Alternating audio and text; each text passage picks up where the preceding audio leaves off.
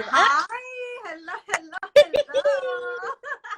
I wanted to ask you some questions, Haven. You know, this is your feature film debut as well. Is it also your lead debut?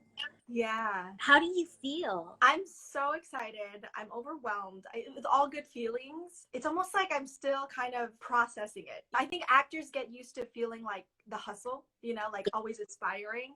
And then when it happens, like, it's like, oh, I never prepared for this feeling? So, Oh yeah, I forgot we were gonna start off to show everybody how to do the Filipina mom dance. yes, There's a technique, hip hop music. Can you hear it? that is very good. Okay, Yes. okay, you can feel that. Tan, taran, tan, tan, tan. Okay, I like to clap, but don't put the fingers together. It's best to clap like this. Oh, that's true. That's good. For me, I like to make sure my lips are puckered. Oh yes, Like puckered a little. Puckered a little bit. That is like indication that I'm ready to go. yes. You're committed to the music. You feel the beat. Mm-hmm. Oh, the shoulders. The shoulder, important. The shoulders are very expressive when you're a Filipina mom. That's it. Yes. So our viewers now know there's a technique to the Filipina mom dance. So I also wanted to ask you, what would you say you're most excited for the audience to see about the film? I think I'm most excited for the audience to just have more awareness of the culture. And I think for like Filipino-Americans to feel represented in that way. I just want it to resonate for the ones who are also aspired to do these things, that like, oh my gosh, I'm being represented, I'm being seen, I'm being heard. And what would you say was your big challenge with the film? Oh man.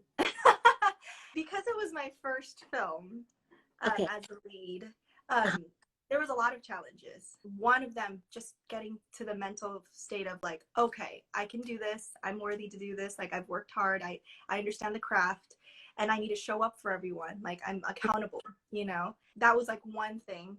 But then this film has singing in it, and not only does it have singing, it has live singing. We had to sing a song just from the beginning to the end, one shot straight, like no stopping, and live vocals, like kind of Les Mis style. I think that like there's always a challenge, just not having it live, but then to have it live and to really still stay aware of like my spacing, stay conscious of the, like, stay in the moment, but also be aware of like the photographer, the technical stuff, and then stay on pitch, then stay on key. I think that was the biggest challenge. And my last question for you, how are you and the character of Christine delving into her character? She carries the burden of having to decide whether or not she wants to pursue a career in what she wants, but sacrificing her family and her family's wishes. Although I've always had the support of my family, I feel like it was always difficult for me to be away from my family to pursue my dreams as an actress and singer. And there's also responsibility that I feel, just like she did in some way, of like doing it not only for me, but for that dream that used to live inside of a lot of my family members. So I wanted to ask you questions. I wanted people to get to know you. And so my first question for you is, how long have you been doing this? As soon as I graduated from college, I moved to New York. I got my start in musical theater. And then in 2000, I moved to Los Angeles to pursue more TV. So I've been doing it since 1993. I wanted to also ask you, how has that experience been? Like being Asian American, being in the entertainment industry, starting from 93 all the way to 2020. Well, I mean, I think it has improved a lot for sure. We had Crazy Rich Asians. I feel like there's still so much more room for improvement. What I'm now realizing actually is that this is wonderful. There's a lot of East Asian visibility, which is great. And I hope it continues and it keeps continuing. But there needs to be more Southeast Asian and South Asian visibility, which is why this film is so important to me. We're showing the Filipino-American experience, which, even though it may sound very specific, I think a lot of cultures are going to be able to relate to it. I remember you posting that this was your first film as a Filipino woman. Mm-hmm. What did it mean for you to book something of your actual race? I was telling somebody, I said, I have two best jobs. One was in the theater and one was so this was my best film TV experience I've ever had. And I was just trying to figure out, why am I so happy? And I realized it was because I was finally playing a role that was written specifically for a Filipina woman. And I realized I've never played a role that was written specifically for a Filipino woman. It was the first time where I didn't feel small. I felt like I could occupy the room, occupy the scene. I was a well-rounded character. I didn't have to make myself small. So grateful to Mallory because she allowed me to improvise. This is what white people get to do all the time, and it's amazing. So Yeah. I really it's for everybody, because everybody's story is important. My other question for you is, what is this film personally? What does this film mean to you? Well, I think it was just a couple of months before I auditioned for it. I had just lost my dad to pancreatic cancer, and this story, Mary, my character, has just lost the love of her life.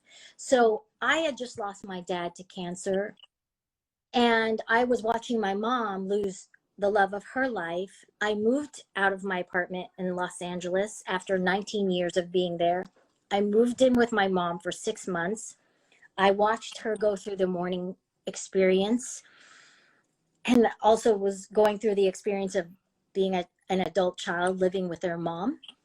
Yeah. And then I shot this film. And so like I had 6 months of just basically observing my mom, watching my mom go through the grieving process. And this performance is really an homage to my mom. And it's a dedication to my late father, and in honor of all the Filipinos out there that want to be seen, you know. Okay, next, we're going to lighten it up with the chismis section. Oh, yes. That's right. Ooh, juicy chismis. Hey. Let's talk about each other's first. Okay, I'm going to start. Okay, my first impression of you, when I found out that you were my mom, I had this like idea of an old woman, you know, gray hair, you know, like super old. I got that. Stop, not even. And then I was like, is she even old enough to play my mom? You know, I was so like, what? This makes no sense. She looks like almost around my age. I was shocked. And so I had to like IMDb you, see how old you are. And then I started thinking, I was like, you know what? Asians look young. And then I remember in Selena, her mom, they were only 5 years apart. J-Lo and the mom. Yeah, so it was like, maybe they're not 5 years apart. But I was like, maybe they're gonna put her in a wig. Maybe they're gonna like put, you know, wrinkles on her face. They're gonna probably make her look way older than she looks. Your first impression of me. Remember, I looked you up. First of all, I was like, Haven Everly. That sounds expensive. And so I looked you up, and I found your YouTube, a music video, and very sexy, very sultry. Right away, I was like, oh, she can sing. But I thought to myself, okay, we're not going to have much in common. There's a big age gap here. I'm going to have to like think of my niece. I'm going to think of my niece.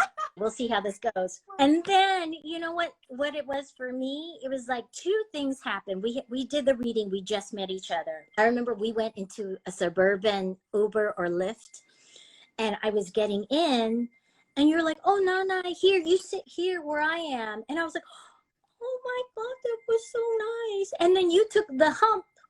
You took the seat. And I was like, oh my gosh. Because I'm the youngest in my family. You're the youngest in your family.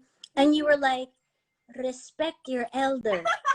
And I was like, oh my God, that's so sweet. And then we went to Jeepney. Shout out to Jeepney. And you bought me halo halo. Oh, yeah. You bought me halo halo. I was like, oh my God, I'm such a bad person. It's freaking me the dessert.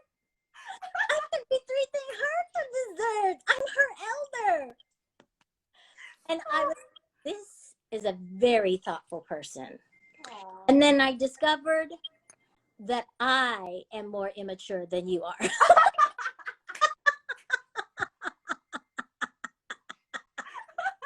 Yeah. Oh And on that note, I'm going to do popcorn questions. Where were you born? Sacramento. Okay. Do you speak Tagalog, and how fluently? Kunti lang. I speak very little, but I have a strong accent. Yes. Do you point with your lips? Siyempre. Siyempre. Adobo or hamburger? Which one? I have to go with a veggie burger because I don't eat meat. Oh my God. What kind of Filipina? I'm still so confused by that. A Filipino vegetarian, my God. Okay, favorite song. If you don't want to see me, Hey, girl, sing it. somebody. That song gets me pumped. I was working out with Don't Show Up, Don't Come Out. You know Dua Lipa. Tabo, baby wipes, or just toilet paper? I'm gonna say a bougie answer. We recently got what is that called? What is that thing called? It sprays your butthole. I think it's called a duvet. A bidet. Oh, but yeah. Not a duvet. A duvet is the cover of your comforter. Okay. What has been the highlight of 2020? The Girl Who Left Home premiere, or seeing Chris Evans? That's a tough one, but I'm gonna say Girls Who Left Home premiere. What is the best thing about working on a Filipino film set? Filipino food. Boom. Yes, good answer. And who was your favorite person on set? Other than you, Mallory's mom, because, and here's why. I was feeling sick the day before I had to sing my live show. She drove all the way to my hotel room because she was coming 30 minutes from where she was to give me calamansi. My gosh. Yeah, Props to Ate Cho. Ate Oh, Cho, yes, Tita Cho. She is the mother of Mallory Ortega. She is the owner of the restaurant. She is the inspiration to the girl who left home. Yeah. More popcorn questions. Okay, ready, go. If you were a wild animal, who would you be? If I was Wild a animal. I'd be Yeah, a what would you giraffe because I want those legs. So who's your favorite celebrity crush? Chris Evans now. Oh my gosh. Name a Tagalog song that you can sing. Dahil sa'yo. And then I don't know the rest. Yes. Favorite Filipino dish? Adobo. My mom's adobo. Chicken. Mm. And she fries it, and she only does wings. She fries it? My God, it's so good. You're stranded in an island. What 3 things would you bring? My gosh. Toothbrush.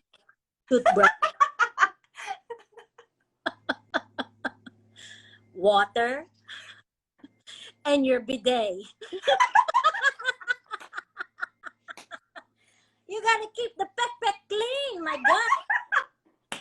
You know, I might get up in there. Oh my gosh. If you could have lunch with anyone dead or alive, who would it be? Oh, right now I really want to talk to Ruth.